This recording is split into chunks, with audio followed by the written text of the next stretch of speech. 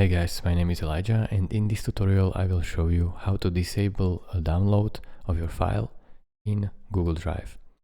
So if you have your files shared with someone, so let's say I have shared with this account, right click on it, go over to share and then share.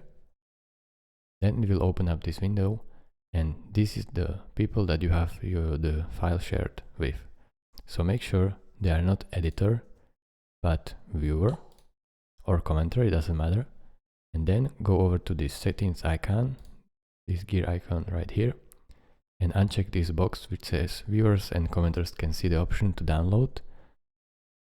So print and copy. Then go back and press done. Now you have successfully disabled download of this file for everyone shared. Thank you guys for watching. If this video was helpful to you, consider subscribing and liking this video, and I will see you in the next tutorial. Bye bye.